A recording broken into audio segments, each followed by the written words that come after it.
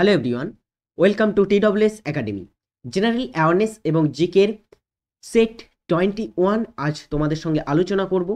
তো প্রতিদিনের মতো আজকের ক্লাসটাও খুব দুর্দান্ত হবে, তো অবশ্যই সকলে ক্লাসটি শেষ পর্যন্ত দেখবে। আর আমাদের সমস্ত ফ্রি ক্লাস দেখতে TWS একাডেমি চ্যানেল এবং তার সঙ্গে the way of solution channel দুটি অবশ্যই সাবস্ক্রাইব করে রাখো এবং সমস্ত ভিডিও লিঙ্ক প্রথমে পেতে আমাদের Telegram group the way of সলিউশনে অবশ্যই যুক্ত হয়ে যাবে।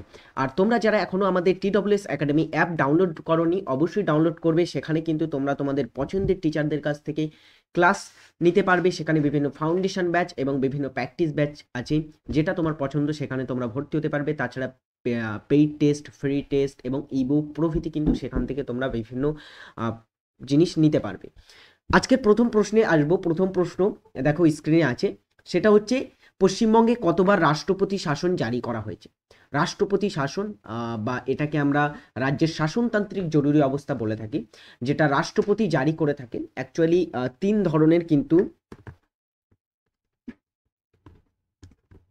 তিন ধরনের জরুরি অবস্থা জারি করা যায় ভারতে। একটি হচ্ছে তোমার জাতীয় জরুরি অবস্থা, একটি হচ্ছে রাষ্ট্রপতি শাসন বা রাজ্য জরুরি অবস্থা এবং একটি হচ্ছে আর্থিক জরুরি অবস্থা। ঠিক আছে, তো এই রাষ্ট্রপতি শাসন বা এটা সম্পর্কে তোমার বলা হয়েছে সংবিধানের ধারা 356 ধারায় কিন্তু রাষ্ট্রপতি শাসন সম্পর্কে উল্লেখিত আছে। তো এই অনুযায়ী প্রথম রাষ্ট্রপতি শাসন যেটা, সেটা জারি করা হয় কোথায় বলতো? প্রথম জারি হয়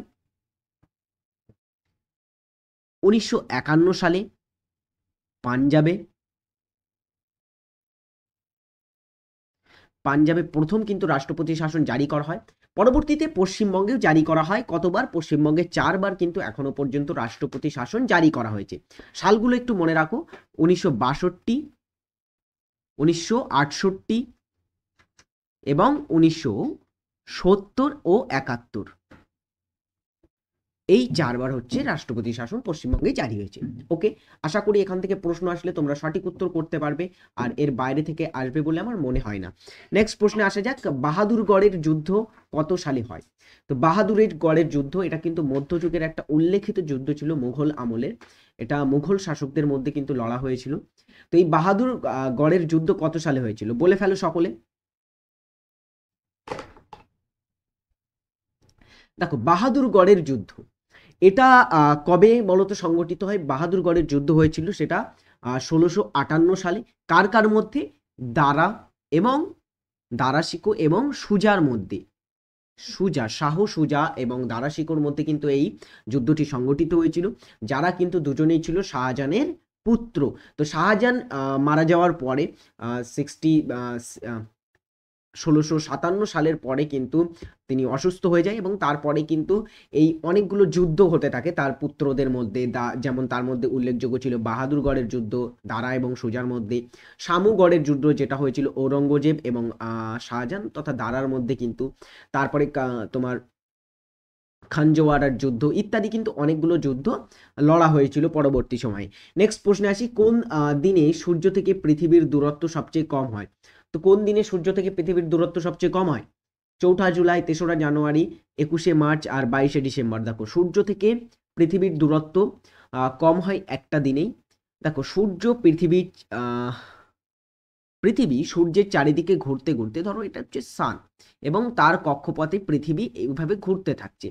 তো ঘুরতে ঘুরতে পৃথিবী একটা সময় এমন একটা পজিশনে এসে যায় যখন পৃথিবী থেকে সূর্যের কিন্তু দূরত্ব সবচেয়ে কম হয়। সেই দূরত্বটাকে আমরা বলে থাকি অনুসুর। অনুসুর, অনুসুর কথার অর্থ হচ্ছে কাছে। এই দিনটা কবে? সেটা হচ্ছে 3রা জানুয়ারি হচ্ছে অনুসুর। এটা হচ্ছে 3rd জানুয়ারি কিন্তু অনুসুর। আর একটা সময় আসে যখন সূর্য পৃথিবী থেকে সবচেয়ে দূরে সরে যায়, প্রায় 15 কোটি 20 লক্ষ কিমি দূরে, 20 লক্ষ কিমি দূরে কিন্তু সরে যায়। সেইটাকে আমরা বলে থাকি অপসুর। অপসুর, অপসুরটা কবে হয়? অপসুর হচ্ছে 4th জুলাই, হচ্ছে 4ঠা জুলাই, এই দিনটা হচ্ছে অপসুর। আর সবচেয়ে কাছের যেটা অনুসুর, তার দৈর্ঘ্য হচ্ছে 14 কোটি 70 লক্ষ কিমি প্রায়। ওকে, প্রায় কথাটা কিন্তু ইউজ করতে হবে এখানে, কারণ আমরা কিন্তু সঠিক কত সেটা জানি না, প্রায় এত কোটি কিমির কাছাকাছি দূরত্ব থাকে। নেক্সট প্রশ্ন, নাইক্রোম তারটিতে কোন উপাদানটি থাকে না? নাইক্রোম তার যেটা তোমরা নিশ্চয়ই দেখেছো, নাইক্রোম তার কোথায় কোথায় ইউজ হয়, হিটারে ইউজ হয়, তারপরে যে যেটা হচ্ছে তোমার কাপড় যে আয়রন, কাপড় ইস্ত্রি করতে ব্যবহার করা হয় সেই আয়রনে ইউজ করা হয়। তারপরে নাইক্রোম তার বিভিন্ন জায়গায় কিন্তু এটাকে বিশেষ করে হিটার জাতীয় দ্রব্য কিন্তু এটা ব্যবহার করা হয়, ঠিক আছে, খুব দ্রুত কিন্তু এটা উত্তপ্ত হয়ে থাকে। তো এই নাইক্রোম তারটি হচ্ছে কিন্তু একটা সংকর ধাতু। নাইক্রোম তারে কি কি থাকে, দেখো নাইক্রোম তার সংকর ধাতুতে থাকে তোমার হচ্ছে নিকেল, ক্রোমিয়াম, তারপরে থাকে লোহা এবং কিছু পরিমাণে ম্যাঙ্গানিজ। ওকে, তো এই কয়েকটা জিনিস নিয়ে কিন্তু এটা তৈরি হয়, কিন্তু এর ভিতরে কপার থাকে না। তো সঠিক উত্তর হবে অপশন সি, কপার কিন্তু নাইক্রোম তারটিতে থাকে না। তো আমরা অ্যান্সার নিচ্ছি অপশন সি।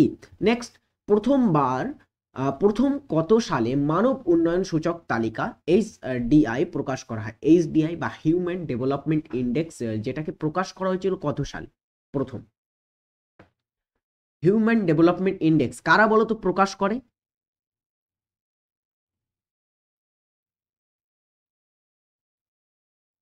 কারা প্রকাশ করে একটা প্রশ্ন থাকে এখান থেকে। দেখো হিউম্যান ডেভেলপমেন্ট ইন্ডেক্সের প্রকাশ করে যারা, তারা হচ্ছে ইউএনইপি, ইউএন ডিপি, যেটা হচ্ছে ইউনাইটেড নেশনস ডেভেলপমেন্ট প্রোগ্রাম, যেটা প্রতিষ্ঠা হয়েছিল 1965 সালে কিন্তু প্রতিষ্ঠা হয়েছিল, এবং নিউ ইয়র্কের সদর দপ্তর। ওকে, তো এই মানব উন্নয়ন সূচক যেটা ইউএনডিপি প্রকাশ করে কবে? প্রথম 1990 সালে প্রথম প্রকাশ করা হয়। নেক্সট, মানুষের সুষুম্না স্নায়ুর সংখ্যা কতগুলি? মানুষের সুষুম্না স্নায়ুর সংখ্যা কতগুলি? 12 জোড়া, 31টি, 31 জোড়া, 64টি, 68টি, কতগুলি? সঠিক উত্তর হবে এটা 31 জোড়া। নেক্সট, বলা হচ্ছে বেনারস হিন্দু ইউনিভার্সিটির প্রতিষ্ঠাতা কে ছিলেন? বেনারস হিন্দু ইউনিভার্সিটি বা বেনারস হিন্দু কলেজ, এটার প্রতিষ্ঠাতা কে ছিলেন? মদন মোহন মালব্য, জোনাথন ডানকান, লালা হংসরাজ, দয়ানন্দ সরস্বতী। এর মধ্যে সঠিক উত্তর হবে কে বলতো প্রতিষ্ঠা করে? আর এটা কবে প্রতিষ্ঠা হয়?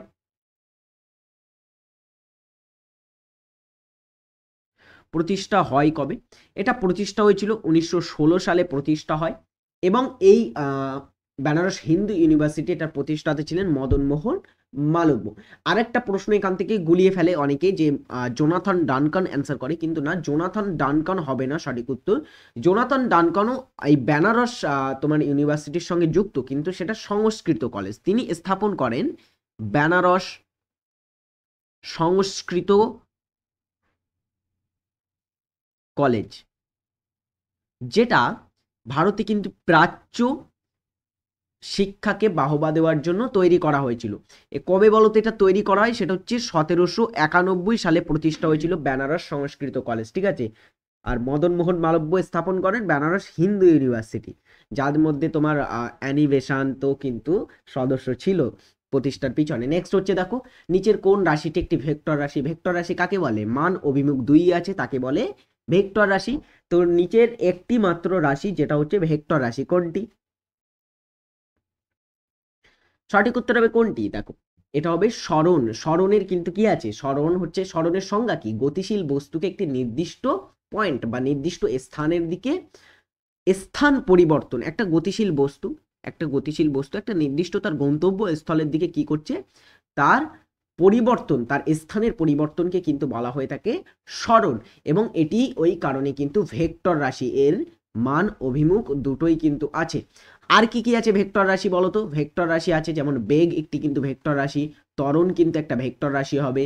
বেগ, বেগ, ত্বরণ, বল, ওজন ইত্যাদি কিন্তু তোমার হচ্ছে কিছু ভেক্টর রাশি, ঠিক আছে। নেক্সট, বঙ্গীয় প্রজাস্বত্ব আইন কত সালে চালু হয়? তো একটু কঠিন প্রশ্ন হয়ে গেল, বঙ্গীয় প্রজাস্বত্ব আইন এটা কত সালে চালু হয়? বঙ্গীয় প্রজাস্বত্ব আইনটা কি? বঙ্গীয় প্রজাস্বত্ব আইন এটা হচ্ছে ভারতে যখন এই জমিদারি ব্যবস্থা প্রচলিত ছিল তখন বঙ্গীয় যে সমস্ত জমিদারিরা ছিল তাদের সঙ্গে কিন্তু জমির সমঝোতা বা তাদের সঙ্গে প্রজাদের কিন্তু সমঝোতার জন্য এই বঙ্গীয় প্রজাস্বত্ব আইনটি চালু করা হয়েছিল। তো এটা কবে চালু করা হয়? বঙ্গীয় প্রজাস্বত্ব আইনটি চালু করা হয়েছিল 1885 সালে কিন্তু প্রথম চালু করা হয়। ঠিক আছে, এটা হচ্ছে তোমার প্রজা এবং যারা জমিদার ছিল তাদের মধ্যে কিন্তু পারস্পরিক আইন বিনিময় বা তাদের মধ্যে কিন্তু আইনের একটি সমঝোতা। নেক্সট হচ্ছে তামা উৎপাদনের দিক থেকে কোন দেশ প্রথম স্থান অধিকার করে? তামা বা কপার একটা কিন্তু মূল্যবান সম্পদ এখন পৃথিবীতে। তো এই তামা বা কপার উৎপাদনের নিরিখে প্রথম স্থান অধিকার করে কোন দেশ? Argentina, Chile, Bharat, Russia. তো সঠিক উত্তর হবে কোনটি বলতো? তামা উৎপাদনের নিরিখে প্রথম স্থান অধিকার করে ভারতের নাম আছে, তো অনেকে এখানে অ্যান্সার করবে ভারত। তো সুতরাং যে প্রশ্নটা জানো না সেই প্রশ্নটার কিন্তু উত্তর এভাবে করবে না, তাহলে কিন্তু তুমি পরীক্ষায় নেগেটিভ মার্ক খেয়ে যেতে পারো। ঠিক আছে, তো ভারত উত্তর হবে না, এখানে উত্তর হবে চিলি। চিলি প্রথম স্থান অধিকার করে তামা উৎপাদনে। আর ভারতের মধ্যে যদি বলা হয় কে কোন রাজ্য প্রথম স্থান অধিকার করে বলো? প্রথম রাজ্য সেটা হচ্ছে মধ্যপ্রদেশ। মধ্যপ্রদেশ। তারপরে আছে তোমার রাজস্থান। রাজস্থানে ক্ষেত্রী যে তামার কিন্তু খনি আছে, তাম্র খনি, খুবই বিখ্যাত। নেক্সট প্রশ্ন, গ্রিন পার্ক স্টেডিয়াম কোথায় অবস্থিত? গ্রিন পার্ক স্টেডিয়াম এটা হচ্ছে একটি ক্রিকেট স্টেডিয়াম। তো এই গ্রিন পার্ক স্টেডিয়ামটি কোন শহরে অবস্থিত? চেন্নাই, আহমেদাবাদ, কানপুর আর জোহান্সবার্গ। অ্যান্সার হবে কোনটি? গ্রিন পার্ক স্টেডিয়ামটি অবস্থিত কানপুরে, সঠিক উত্তর হবে। নেক্সট, ভারতীয় বিচার ব্যবস্থার কর্তৃক মৃত্যুদণ্ড প্রাপ্ত অধিকারীকে দণ্ডাদেশ হ্রাসের বিশেষ ক্ষমতা আছে রাষ্ট্রপতির কত নম্বর ধারা অনুসারে? তো ভারতের রাষ্ট্রপতি তিনি কিন্তু কারো বিচার ব্যবস্থা দ্বারা মৃত্যুদণ্ড প্রাপ্ত বা অপরাধীকে কিন্তু তিনি ক্ষমা করতে পারেন, এটা রাষ্ট্রপতির ক্ষমতা। এই ক্ষমতাটা তিনি ভোগ করেন, কিন্তু এই ক্ষমতাটা তিনি কত নম্বর ধারা অনুসারে ভোগ করেন? অ্যান্সার হবে কোন ধারা? সেটা হচ্ছে 72, 72 নম্বর ধারা। নেক্সট, আরশোলা হৃৎপিণ্ডে কতগুলি প্রকোষ্ঠ আছে? আরশোলা হৃৎপিণ্ডে কতগুলি প্রকোষ্ঠ আছে বলো?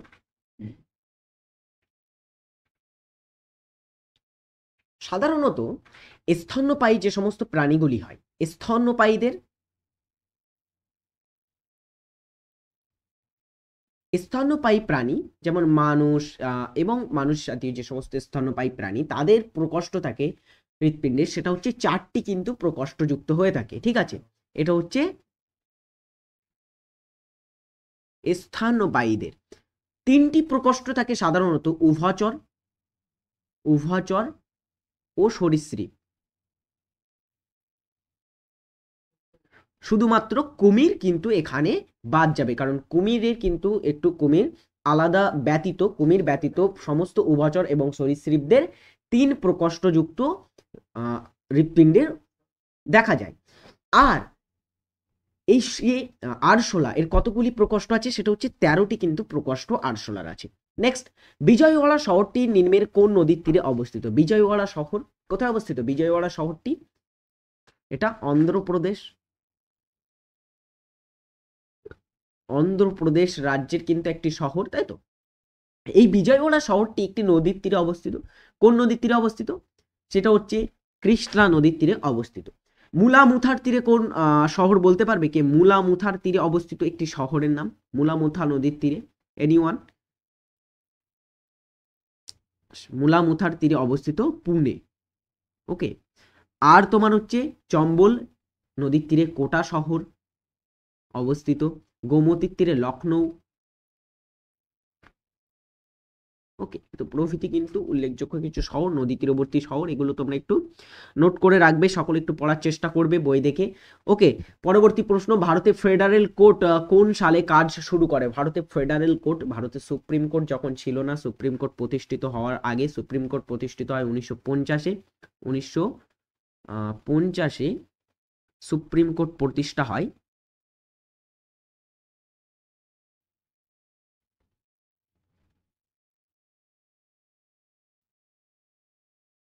তার আগে পর্যন্ত কিন্তু এটা একটি সাধারণ হাইকোর্ট হিসাবে, সাধারণ কোর্ট হিসাবে দিল্লিতে কাজ করতো। ঠিক আছে, তো ফেডারেল কোর্ট এটা তোমার দিল্লিতে স্থাপিত হয় 1935-এর ভারত শাসন আইনের শর্তাবলী অনুযায়ী কিন্তু এই ফেডারেল কোর্ট গঠন করা হয়।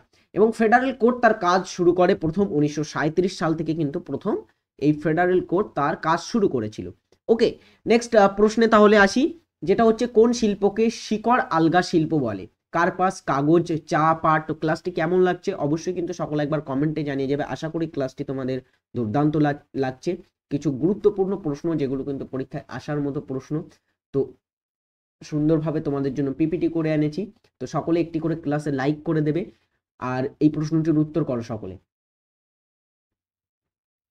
শিকড় আলগা শিল্প কাকে বলা হয়?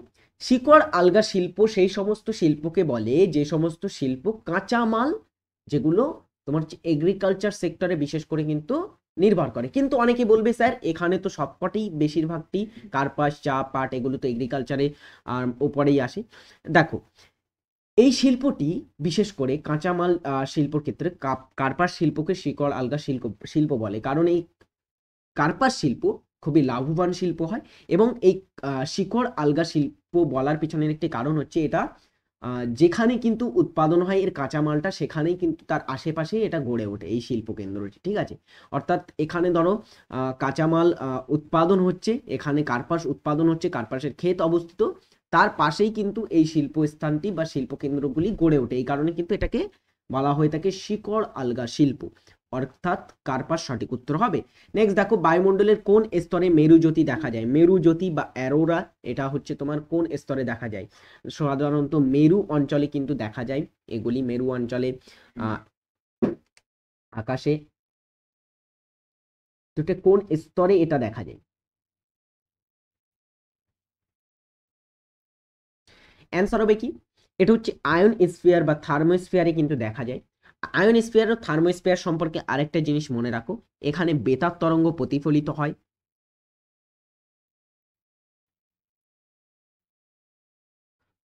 প্রতিফলন করে, এবং এটা এটা হচ্ছে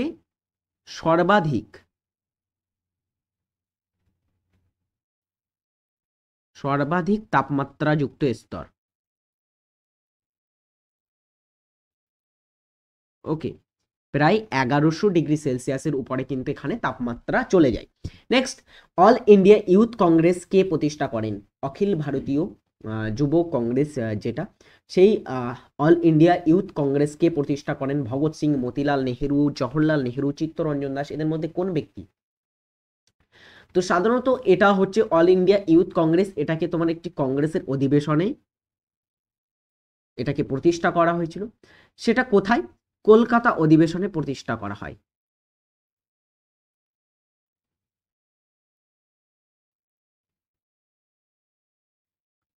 কলকাতা অধিবেশনে 1928 সালে প্রতিষ্ঠা করা হয় অল ইন্ডিয়া ইউথ কংগ্রেস। এবং সেই কলকাতা অধিবেশনে যিনি সভাপতিত্ব করেছিলেন তিনি হচ্ছেন মতিলাল নেহেরু, এবং তিনি কিন্তু এটার প্রতিষ্ঠাতা। তো সঠিক উত্তর হবে অপশন বি। নেক্সট, ভারতে আদমশুমারি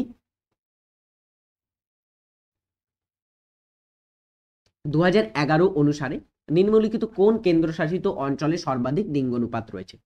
লিঙ্গ অনুপাত এটা আমরা কিন্তু পড়েছি, জেনেছি যে কেরল সবচেয়ে ভারতের মধ্যে লিঙ্গ অনুপাতে সর্বাধিক, এটা আমরা জানি, সর্বনিম্ন হরিয়ানা। কিন্তু এখানে বলা হচ্ছে কেন্দ্রশাসিত অঞ্চল, ইউনিয়ন টেরিটরির কথা বলা হচ্ছে। তো প্রথমে আমরা দেখি ভারতের লিঙ্গ অনুপাত কি। ভারতের যদি কথা বলা হয়, লিঙ্গ অনুপাত ভারতে প্রতি 1000 জন পুরুষ অনুযায়ী 940 জন প্রতি 1000 জন পুরুষ অনুযায়ী। আর যদি রাজ্যর কথা বলা হয়, রাজ্য সর্বাধিক কোথায়? সর্বাধিক এবং সর্বনিম্ন বলে ফেলো। দেখো সর্বাধিক কোথায়, সেটা হচ্ছে কেরলে, 1084 পার 1000 জন পুরুষে। আর লিঙ্গ অনুপাত সর্বনিম্ন হচ্ছে হরিয়ানাতে। আর যদি বলা হয় কেন্দ্রশাসিত অঞ্চলগুলির মধ্যে সর্বোচ্চ লিঙ্গ অনুপাত, সেটা হচ্ছে পুদুচেরিতে সর্বোচ্চ লিঙ্গ অনুপাত, আর লাদাখে সর্বনিম্ন। সর্বনিম্ন যেটা হচ্ছে। ওকে, পরবর্তী প্রশ্নে বলা হচ্ছে নিচের কোনটি গ্রিন হাউস গ্যাস নয়? নিচে কয়েকটি তোমার হচ্ছে গ্যাসের বা কয়েকটি গ্যাসের নাম দেওয়া আছে, নাইট্রাস অক্সাইড, জলীয় বাষ্প, হাইড্রোজেন, মিথেন। তো এর মধ্যে কোনটি গ্রিন হাউস গ্যাস নয়? ভেবে চিন্তে অ্যান্সার করো। প্রশ্নটা একবার না হয় দুইবার পড়ো, পড়ে অ্যান্সার করো।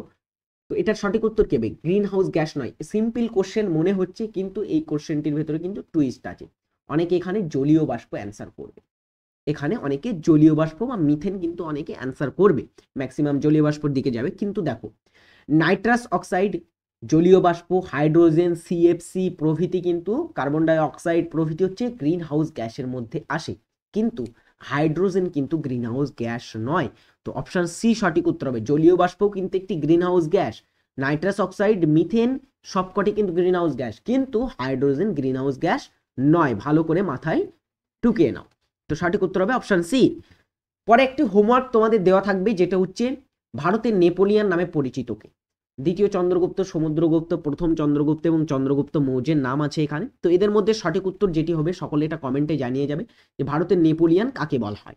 নেক্সট প্রশ্নে আমি আসি, পল্লী সমাজ উপন্যাসটি কে রচনা করেছেন? পল্লী সমাজ উপন্যাস, এটার রচয়িতা কি? অ্যান্সার হবে কি? দেখো, পল্লী সমাজ উপন্যাসটি 1916 সালে প্রকাশিত হয়, যেটার তোমার হচ্ছে লেখক বা উপন্যাসটি যিনি লিখেছেন তিনি হচ্ছেন শরৎচন্দ্র চট্টোপাধ্যায়ের লেখা। শরৎচন্দ্র চট্টোপাধ্যায়ের বিখ্যাত কয়েকটি কিন্তু উপন্যাস আছে, তিনি বিখ্যাত বাঙালি উপন্যাসক, যেমন হচ্ছে দেবদাস, শ্রীকান্ত, পথের দাবি, তারপরে হচ্ছে বড় দিদি ইত্যাদি কিন্তু তার উল্লেখযোগ্য কয়েক, দেনা পাওনা, যার কিন্তু উল্লেখযোগ্য কয়েকটি উপন্যাস। ঠিক আছে, নেক্সট হচ্ছে টাইফয়েড কি ঘটিত রোগ? টাইফয়েড এটি কি ঘটিত রোগ? ব্যাকটেরিয়া, ভাইরাস, ছত্রাক, ছোঁয়াচে কি জাতীয় রোগ? এটা টাইফয়েড জ্বর। তো এটা বলো সকলে। অ্যান্সার হবে কি? দেখো,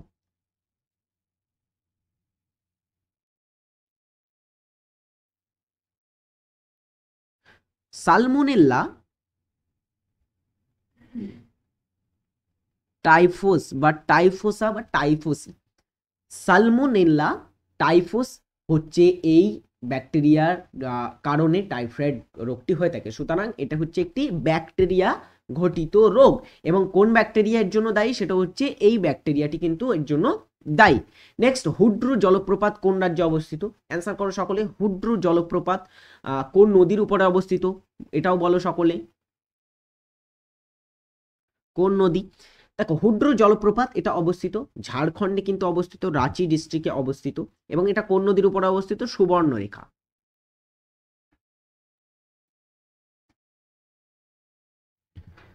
অলিম্পিকে প্রথম পদকজয়ী, ব্যক্তিগত পদকজয়ী হন কে? অলিম্পিকে ব্যক্তিগত প্রথম ভারতীয় হিসাবে ব্যক্তিগত পদক কে জেতেন? তো অলিম্পিকে প্রথম ব্যক্তিগত পদক হিসাবে ব্রোঞ্জ পদক জেতেন কে ডি যাদব, তিনি জেতেন হচ্ছে কুস্তিতে, কুস্তিতে ব্রোঞ্জ জেতেন, যেটা হচ্ছে তোমার অলিম্পিকে তিনি প্রথম ভারতীয় হিসেবে পদকটি জেতেন। এবারে তিনি কবে জেতেন সেটা? 1952 সালে কিন্তু জেতেন। 1952 সালে হেলসিকি, হেলসিকি যেটা ফিনল্যান্ডের রাজধানী, হেলসিকি অলিম্পিকে কিন্তু তিনি এই পদকটি জেতেন এবং ইতিহাস রচনা করেন। নেক্সট, কোন ভাইসরয়ের সময় ভারতের রাজধানী কলকাতা থেকে দিল্লিতে স্থানান্তরিত হয়? তো কার সময় স্থানান্তরিত হয়েছিল কলকাতা থেকে রাজধানী? কবে স্থানান্তরিত হয়? এটা সকলে জানো, 1911-তে স্থানান্তর হয়। পঞ্চম জর্জের কিন্তু আগমনে এটা করা হয়েছিল। ঠিক আছে, কলকাতা থেকে রাজধানী স্থানান্তর করা হয়। তো সেটা কার সময় করা হয়েছিল? সেটা হচ্ছে লর্ড হার্ডিঞ্জ টু, তার সময় কিন্তু এটা স্থানান্তর করা হয়। নেক্সট দেখো, ভারত উদ্ভিদের প্রধান সংবহন কলা কোনটি? সংবহন তন্ত্র, উদ্ভিদের প্রধান সংবহন তন্ত্র কোনটি? প্যারেনকাইমা, আবরণী কলা, জাইলেম, ফ্লোয়েম। সহজ প্রশ্ন, অ্যান্সার করো সকলে। উদ্ভিদের প্রধান সংবহন কলাকে বলা হয় জাইলেম এবং ফ্লোয়েম।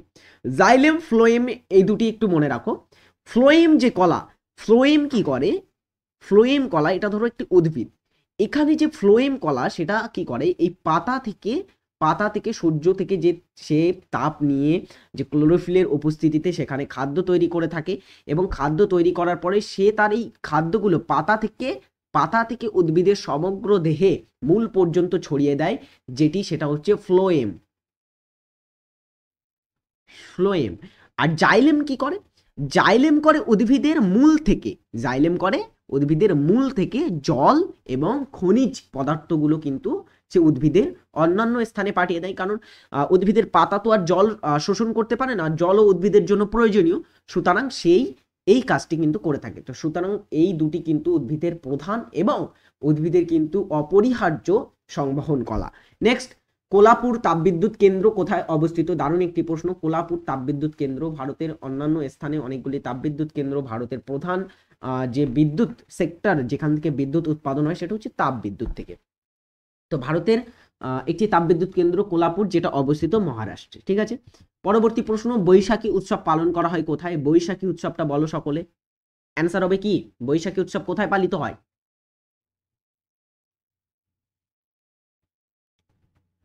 বৈশাখী উৎসবটা পালিত হয়ে থাকে, এটা পাঞ্জাবে কিন্তু পালিত করা হয়। ঠিক আছে, নেক্সট, ব্রহ্মদত্ত কে ছিলেন? এটা কয়েকদিন আগের ক্লাসে তোমাদের আমি বলেছিলাম। ব্রহ্মদত্ত কে ছিলেন বলতো? ব্রহ্মদত্ত কে ছিলেন? কাশীর রাজা, মগধের মন্ত্রী, অঙ্গরাজ্যের রাজা, পাঞ্চালের রাজা। তো ব্রহ্মদত্ত কে বলো? অ্যান্সার করো সকলে। সঠিক উত্তর হবে কে? ষোড়শ মহাজনপদের মধ্যে অন্যতম একটি মহাজনপদ ছিল। কাশী তো অবশ্যই ছিল, কাশী যার রাজধানী ছিল বারাণসী, তাই তো? তারপরে হচ্ছে তোমার অঙ্গরাজ্য কিন্তু একটি অন্যতম মহাজনপদ ছিল, এটা উত্তর ভারতেই অবস্থিত ছিল। তো এই অঙ্গ মহাজনপদের কিন্তু রাজা ছিল রাজা ব্রহ্মদত্ত। অঙ্গ মহাজনপদ, এটা তোমরা একটু জেনে রাখো, চম্পা নদীর তীরে, চম্পা নদীর তীরে অবস্থিত ছিল এবং এই কারণে কিন্তু এটার রাজধানীও ছিল, চম্পা ছিল এর রাজধানী।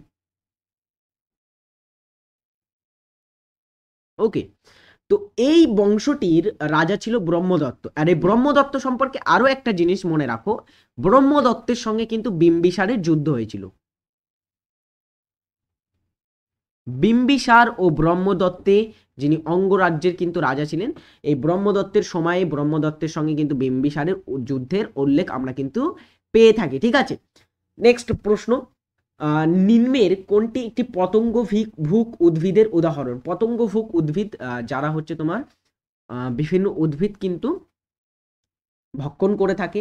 তো এই পতঙ্গভুক উদ্ভিদগুলি সাধারণত নাইট্রোজেন বিহীন মাটিতে জন্মে থাকে, যেখানে নাইট্রোজেন থাকে না এমন মাটিতে জন্মায়, যেখানে জন্মালে তাদের নাইট্রোজেনের দেহে পরিমাণ মেটাতে তারা এই সমস্ত উদ্ভিদগুলোকে কিন্তু খেয়ে থাকে। উদ্ভিদগুলোকে তারা বিশেষভাবে কিন্তু আকৃষ্ট করে নিজেদের দিকে এবং তারপরে তাদেরকে ফাঁদে ফেলে তাদের কিন্তু ভক্ষণ করে থাকে। তো এই ধরনের উদ্ভিদকে আমরা পতঙ্গভুক উদ্ভিদ বলি। এমন উদাহরণ কলসপত্রী আছে, তারপরে হচ্ছে ড্রেসেরা, তারপরে ডায়োনিয়া ইত্যাদি কিন্তু অনেক উদাহরণ আছে। তার মধ্যে সূর্য শিশিরও কিন্তু একটা অন্যতম উদাহরণ। সূর্য শিশিরও কিন্তু একটি পতঙ্গভুক উদ্ভিদের নাম। ঠিক আছে, তো এই ছিল আজকের কয়েকটি প্রশ্ন নিয়ে আলোচনা, ইম্পর্টেন্ট প্রশ্ন। আশা করি তোমাদের ক্লাসটি খুবই ভালো লাগলো। আর ক্লাসটি ভালো লাগলে অবশ্যই সকলে একটি লাইক করে দেবে। আর যারা এখন আমাদের TWS academy app check out করোনি, অবশ্যই চেক আউট করবে। সেখানে বিভিন্ন ব্যাচ আছে, যেটা পছন্দ হয় সেটা তোমরা ভর্তি হতে পারো বা তোমরা একবার চেক আউট করে দেখবে। থ্যাংক ইউ সকলকে যারা শেষ পর্যন্ত দেখলে। আর চ্যানেলে সাবস্ক্রাইব না করে থাকলে, নতুন হয়ে থাকলে অবশ্যই কিন্তু চ্যানেলটিকে সাবস্ক্রাইব করবে, তার সঙ্গে বেল আইকনটা অলে সেট করে রাখবে, যাতে সমস্ত ভিডিওর নোটিফিকেশন তোমার কাছে প্রথমে পৌঁছায়। সকলে ভালো থাকবে, টাটা।